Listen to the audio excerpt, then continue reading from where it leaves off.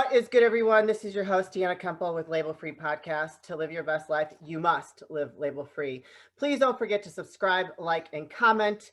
And I'm going to start with this episode introducing you to Liam Naden. Liam is zooming in from Italy. Thank you, Liam, for being here. He is an expert on the secrets of success using your brain the right way. So that is a fantastic thing to talk about, Liam. I love that you're an expert because I think a lot of us need some help. So why don't you introduce yourself and tell the audience a little bit about your background? Sure. Sorry, yes, well, as you said, I guess I'm an expert, or I'm a student of the mind and the brain, and a student of and how it relates to success. Most of my life I've been trying various things to see how I could be successful, and I achieved a lot of success as a typical entrepreneur, I guess, and in the traditional sense of making lots of money and having businesses and traveling and doing lots of great things. But what I found was I always had a lot of problems and a lot of stress. And I got to the point where I thought, is this really what life's about? Because it seemed no matter how much success I achieved, I could never get what I really wanted, which was to feel good and feel happy and feel in control of my life. And really, this is in common with a lot of people, a lot of people I work with as well. It's like, is this all there is? Why have I still got stress? Why have I got problems in my life? So I studied everything from religion, psychology, self-help, did all of the seminars, read all the books, did all the spiritual courses and retreats, and did a whole pile of things. And I did achieve a fair degree of success. But then something interesting happened to me, and that is I lost everything. Oh, wow. And then I was lying on my mother's couch because I had to move back in with my mother and sleep on her couch. And I really had lost absolute... That makes you take stock of things real quick. Well, I asked myself, I'm such an expert in success. I've read all the books. I've been to all the seminars. I've studied goal setting and reprogramming your brain and subconscious beliefs and all of these things. And yet I'm now a complete failure. What's happened to me? What have I done wrong? Yeah. And it was really only after that experience, and then my life moved on in a completely different direction. And I started to realize that there was something completely different about this idea of success and how to achieve what we really want, which is to be happy and fulfilled and feel in control of our life and not have stress and problems. That really, there was something completely different going on to the goal setting, the pushing, the learning about how to motivate yourself and how to work hard and all of those sorts of things. And that's what led me on to really to finding what I think was the key, certainly for me, and what I've shown or helped other people realize, which is it all really comes down to how you use your brain. Really as simple as that, because our brain is the most advanced, complicated computer machine in the universe, yet none of us have been taught how to use it. And simply put, what I've discovered is if you have problems in your life, and this is a really controversial thing to say, but it is actually true on a biological level, if you have problems in your life, it's a sign that you're using your brain the wrong way. Because like any machine, your brain, if you think of your car, you don't have problems when your car is working perfectly. Right. Yeah. It gets you to where you want to go and very comfortably if you're using it correctly. But if you're not using it correctly, you're going to get problems. And this is really... you don't take care of it.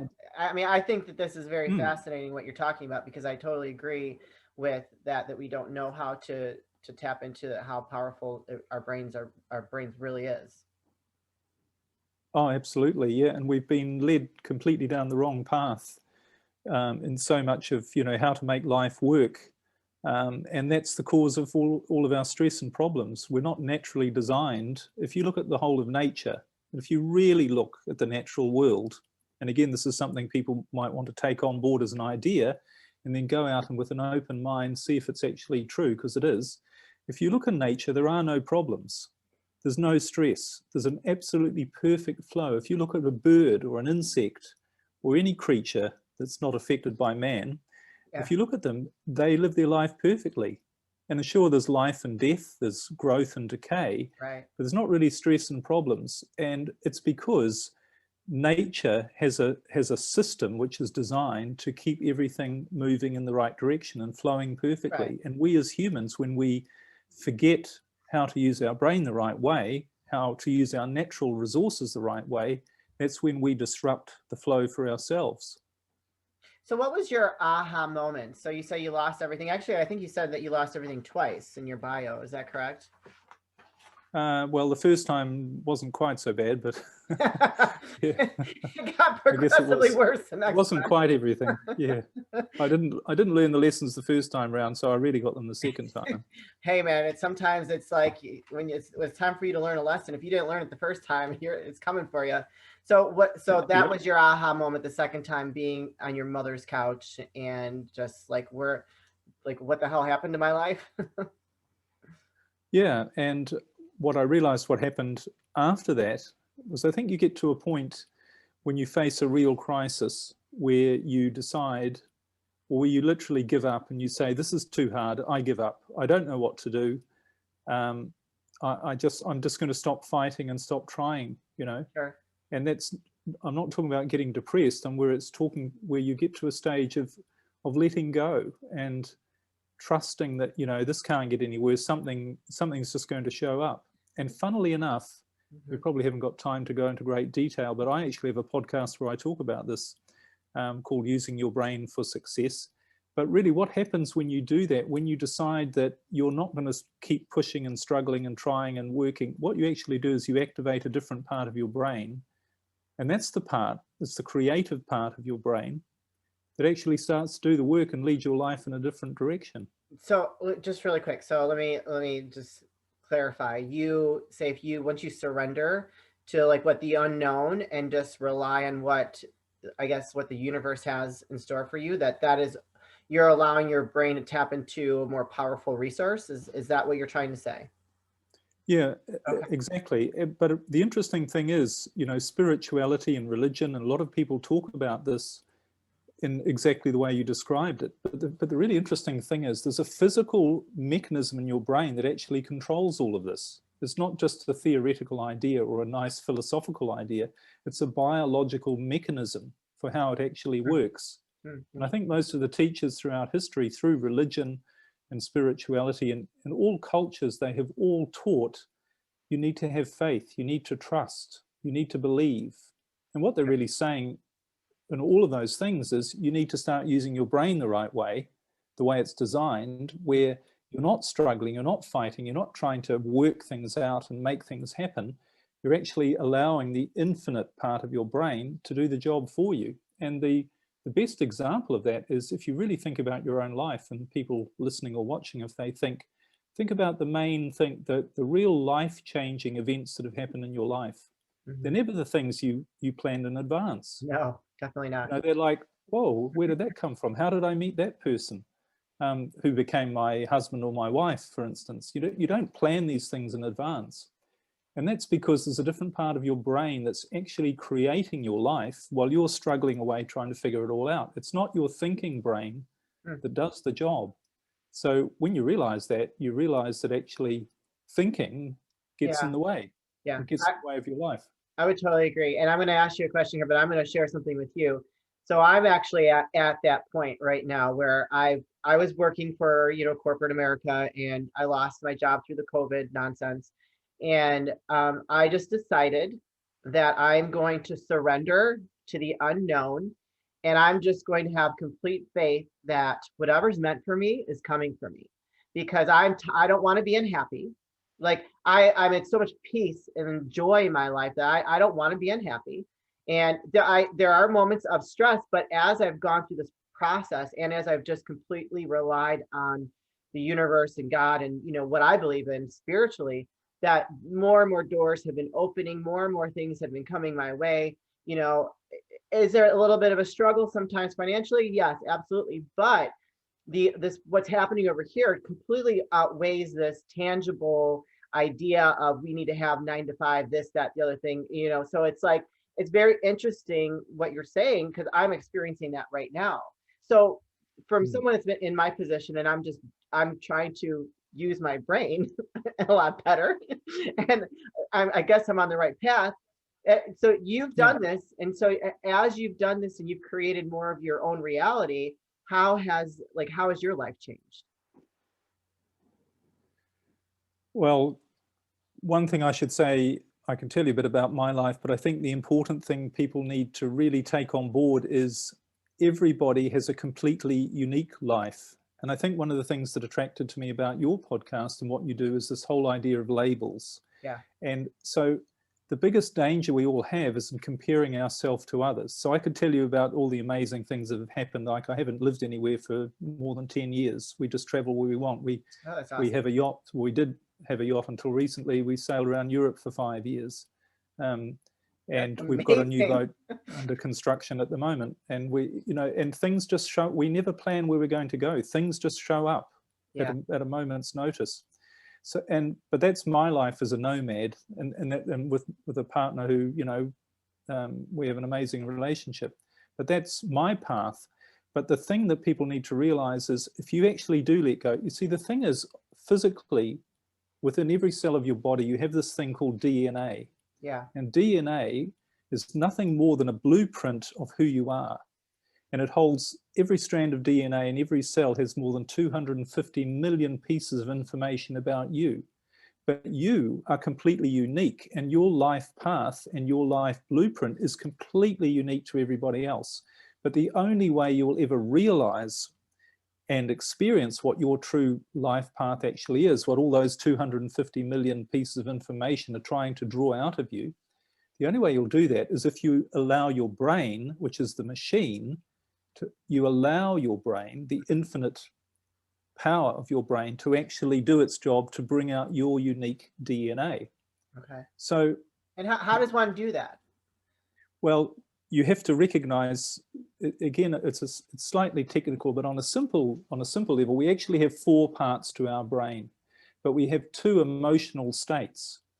And the main emotional state, and the only way you can be a creator of your own life, the only way you can allow your unique self that's contained in your DNA to be expressed fully, is to be in what I call your natural creative state.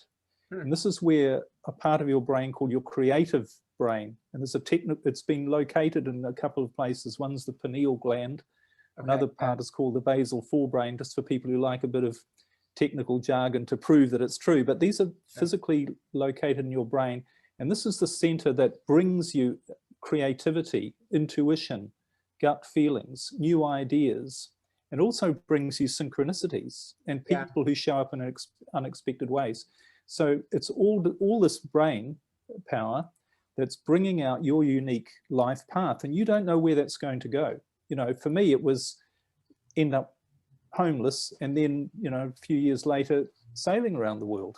I mean, I didn't know that. It's amazing. You know, there's no way I could have put that on a goals list. Yeah, sure. And so that's my life path. So the only way you can do that, you've got to be, for your brain to be able to draw out and create for you your perfect ideal life, you have to maintain that natural creative state, because that's the state when all of your creativity and all of this power is in control of you, in control of your life. Now, there's only one time, and science also calls this homeostasis. This is when and it's the same for every physical living being, it's a state where everything is working perfectly in your body, your mind, all of your organs are working smoothly and perfectly. So when you're being at your best to bring all these things out, your natural self. But there's only one other time when you're not in that state, and it's the brain has produced a marvelous defense mechanism against danger. Okay. So whenever an immediate danger comes along into your life, something unexpected, so, you know, something you need to jump out of the way from or run away from or whatever, your brain has a mechanism that takes you out of that state, and it puts you in simple terms, you might have heard of survival state. Sure. So it puts you in a state of fight, flight, or freeze, and you feel afraid. And when you're in that state, your brain switches off all of your creativity, all of your thinking, everything else, and puts you in a state to react to a danger. Right. So it's brilliant for that, because you don't want to be thinking about what to do when you've got a danger. You've just got to react. Yeah. So your thinking brain goes out the window. Your creative brain, you don't want to be sitting thinking about all the possibilities of how you're going to deal with a But with that being that, aren't there like people that maybe have PTSD that have that flight or fight fight or flight reaction that could technically harm them from an emotional standpoint, where they've been, they've had so much trauma or, experience that they don't have the most healthy reaction to something like that. Well, I think the point is most people don't have a healthy reaction. They don't use their fight flight mechanism in the right way at all. Okay, that's what I'm getting to. Yeah, because essentially that fight flight state, and the other thing that happens when you're in that state is your awareness gets shut down and you become only able to focus on the negative. Yes. Because your brain is looking for all of the problems and all of the dangers that it's got to deal with. So it doesn't get you looking at all the pretty trees. And you can start to see, well, this is interesting because so much of the time I'm feeling negative and I don't have a very aware of the big picture of things. Sure. And the difference between being in your natural creative state and being in a reactive fight, flight or freeze state, the difference is fear. When you feel fear, that activates that fight, flight or freeze state, which makes you shut down all your awareness, shut down all your creativity, shut down your natural path that you're supposed to be on, and get you fighting a danger and only seeing the negative and not being aware of the big picture about what's going on around you. So essentially, this is the problem with nearly everybody today. They're trying to create their ideal life, but underlying their behavior or their feelings is a state of fear or anxiety, worry, stress. And if you feel any of those things, you're using your brain the wrong way, and it's only going to create problems for you because you're not accessing your creativity. So the only way you can actually be yourself is to allow, without a state of fear, is to allow your life to show up and take its own course. And allow your brain to do the work rather than you. And this is why trying to solve problems, trying to fix things when you're stressed, when you're worried, you can never do it. And that was what my life was like. It's not a good time to be doing anything like that. But Liam, I actually love everything you're saying. I think we could probably talk for hours about this. But can you help people? I love this conversation. I can get really deep into it, but like we'll segment this. We'll wrap things up here in a few minutes, and then we'll have to do a follow-up. But so with everything that you're saying, you focus your coaching around helping people to face those fears that are preventing them from leading their most authentic life. Is that what I'm understanding? Yeah, basically when people start using their brain the right way, they get everything they want because their brain knows your brain knows what you want. But you help people with that, right? Absolutely. And I have created a process called Neuro-State Rebalancing, which literally rebalances your brain so that it gets your brain giving you the life you're supposed to have. I love it. And where can people find you to support you, or to, like, if they wanted to get a consultation on how you can help them? Can you please let them know where they can find you? Sure. Well, my website is just my name, liamnaden.com. Excellent. And I will put that in the description of the bio. Is there anything else? We're going to have a part 2 for this for sure, because I think that there's a lot of great conversation here. But is there anything else that you want to leave with the audience? Any final words, any words of wisdom, anything that might trigger them to come like find you and have you coach them? Well, I guess it's just the understanding that fear is the enemy. And if you can find a way to remove fear from your life, and you can, then you'll be amazed at what shows up in your life. But getting over that hump of letting go and trusting, which is the opposite to fear, that takes a little bit of understanding about how your brain works and how you really create the results you do in your life. And that's what I help people do. And that's really the secret. I love it. Well, on that note, that was the secret, you guys. Thank you, Liam, very much for being a guest. This is your host, Deanna Kuempel with Label Free Podcast. To live your best life, you must live label free. Don't forget to subscribe, like, comment, and share, and I'll be back with more dynamic guests very soon.